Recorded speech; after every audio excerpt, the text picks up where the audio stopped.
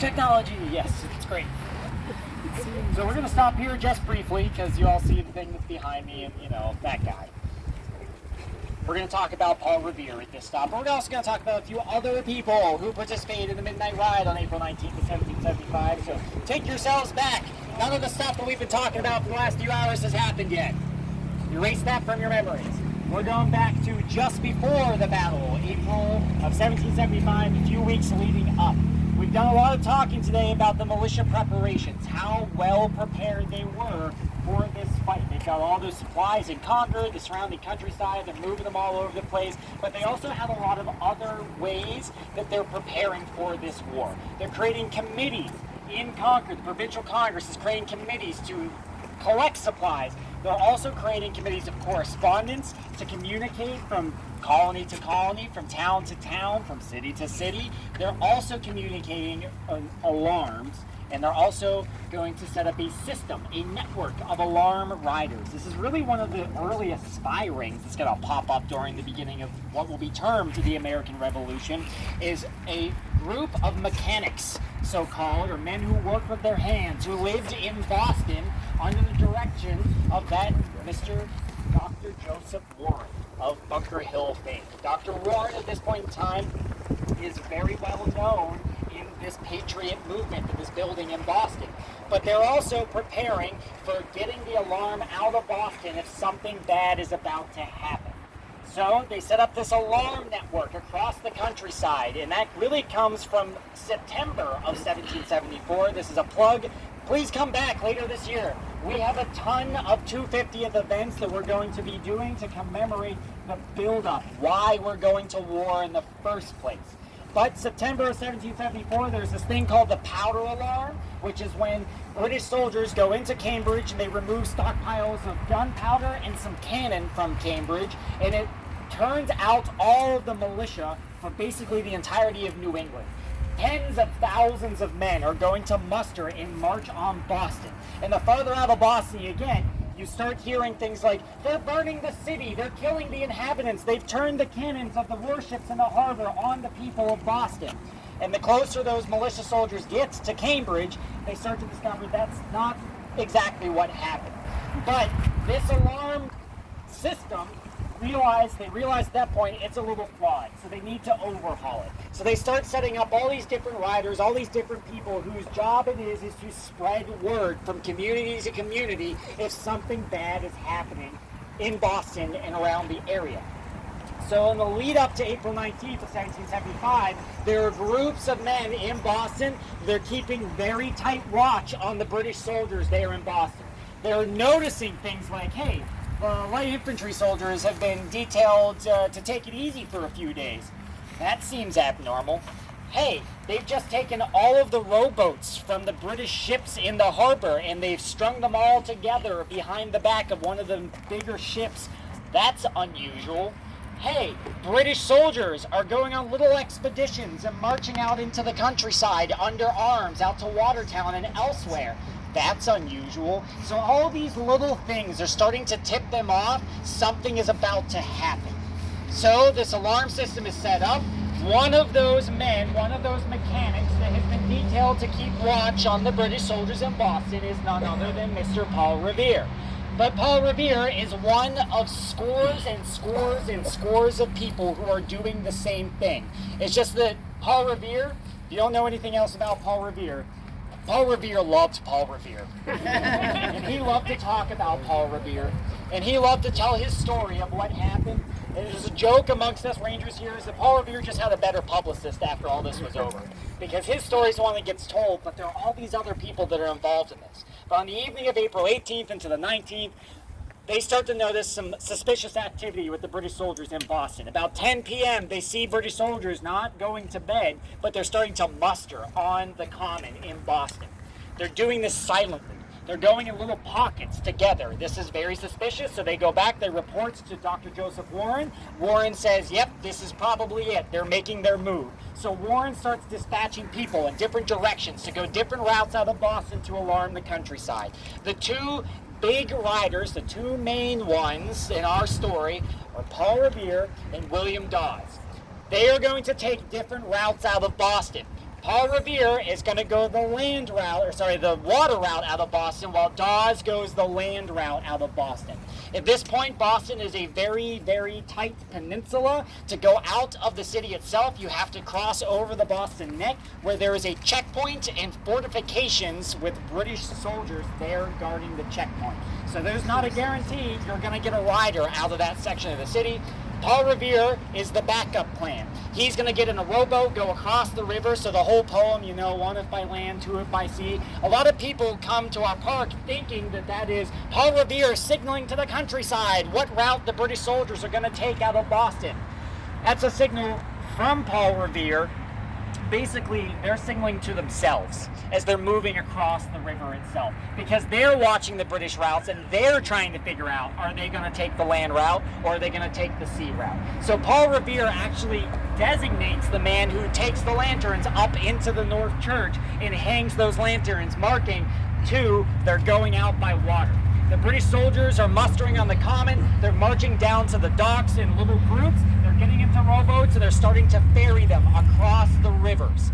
This takes hours to do.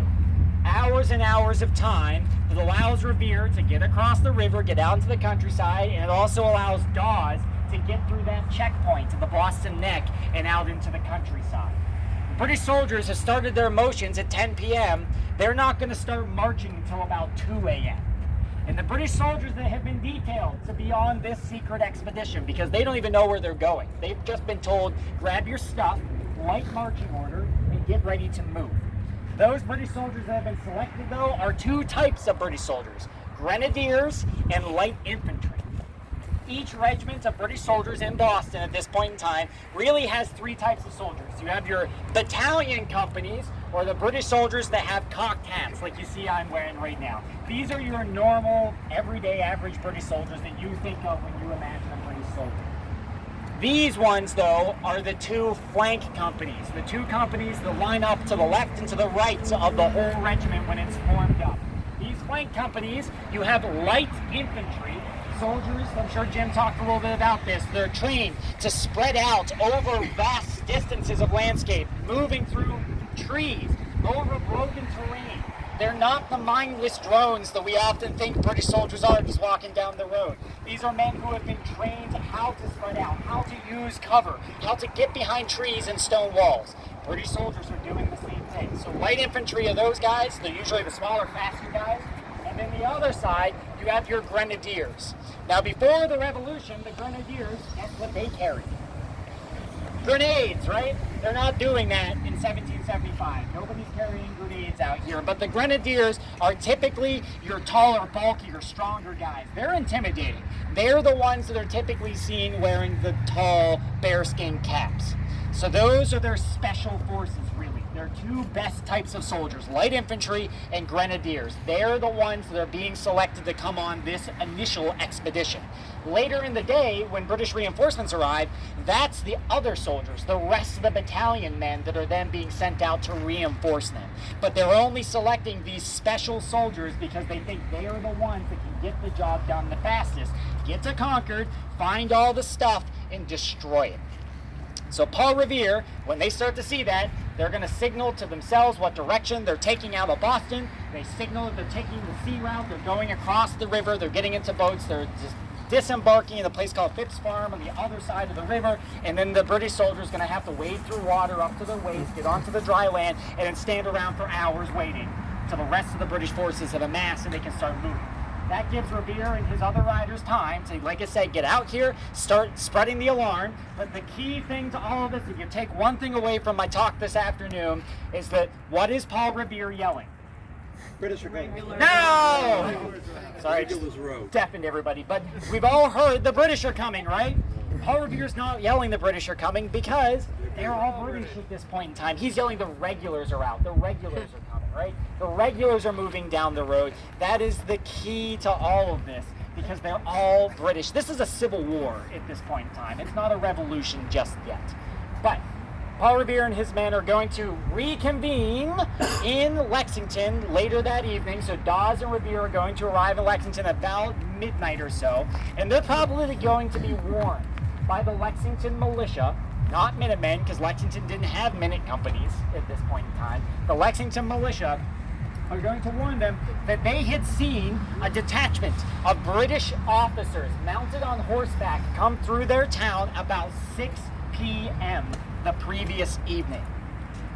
British forces are so well prepared for this, they're sending patrols of men out into the countryside to try and snatch up any of those alarm riders that are out here moving about, Paul Revere being one of them.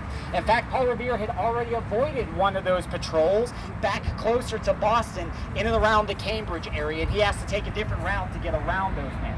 But out here, a patrol of British officers have passed through Lexington about 6 p.m. They keep riding down the road, passing people. They come out probably to the vicinity of where the Hartwell area is, turn around and come back, and they pick a location that they're going to set up a checkpoint. And their objective is to scoop up anyone who is on horseback moving up and down this road. So by about 1 a.m., they have a few people that they've scooped up, and they're holding under guard in one of the fields over here across the road. Some of those men are Lexington militia soldiers who have been detailed, hey, you see those British officers? Go follow them. But they don't come back. So you can start to see the gears are turning in Lexington. Something is amiss. So when Paul Revere and Dawes meet up in Lexington, they're going to agree their original objective is not to go to Concord, it's to get to Lexington, where they're going to warn Hancock and Adams, who are they're staying there after meeting with the Provincial Congress in Concord earlier that day. Hancock and Adams are alarmed. They're told, hey, get out of here. They do that. Paul Revere and William Dawes decide we're going to continue our march or our ride up to Concord. They're going to leave, head in that direction. As they leave, they're going to be caught up to by a young doctor named Mr. Prescott. Prescott is a Concord local. Prescott is going to declare himself a son of liberty, and he's going to join in their ride as they're moving up this section of the trail. When they get to this vicinity, though, all the accounts that we have, and you best believe Paul Revere wrote a lot of accounts. In fact, he wrote 3 of them. And they all differ slightly in the details of those accounts. Take that for what it's worth. But all the accounts we have say that Revere is a bit ahead of the others who are lagging back just behind, when suddenly a group of mounted British officers emerge out of the shadows, out from the sides of the road, and they ride up to Revere and they put a pistol to him. And one of the officers says, move and I'll blow your brains out. Revere tries to get away. He can't. He's captured almost immediately. Dawes and Prescott, though, seeing this happening from a distance away, will turn and spur their horses off in different directions.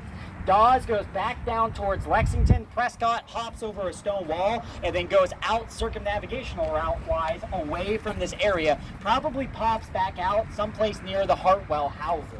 And he's going to alarm the Hartwells, Captain Smith, and the others that live up there. Dawes is going to go back to Lexington. Paul Revere is stuck. And he's going to be rounded up with the other captains that had already been taken earlier that evening and put into the field, and they're going to start interrogating him. Hey, what are you doing out here? Paul Revere, being Paul Revere, is very sincere with them, and he basically tells them everything they want to hear and don't want to hear. Is, we know what you're doing, we know where you're going, we've alarmed the countryside. Thousands of men are marching in this direction, and you're going to have a big problem here in a few minutes because they're already awake and moving. And he's telling these British soldiers everything that he knows and is doing. They start to realize, yeah, they're in a bad place. And before long, they start to hear church bells ringing all around them. Cracks of gunfire in the distance of alarm guns being fired. All the towns are now awake and moving. And these British officers start to get nervous. And they say, okay, well, it's time to get out of here. So initially they start riding back towards Lexington and realize that Revere and the others are just dead weight. So they dump Revere off of his horse. They take his horse and they tell him, okay, you're free to go, but you're walking. And those British officers continue riding down the road until they link up with that British force that is moving out from Cambridge area through towards Lexington, and they're going to link up with the British forces on the other side of Lexington. Revere has to walk himself back to Lexington. There, he'll be in the vicinity, supposedly, at about the time that the shooting is going on the green that morning. That is Paul Revere. Back to the battle. We left off the Smith House. The fighting is coming down through this area. This is another one of those stretches of the battle.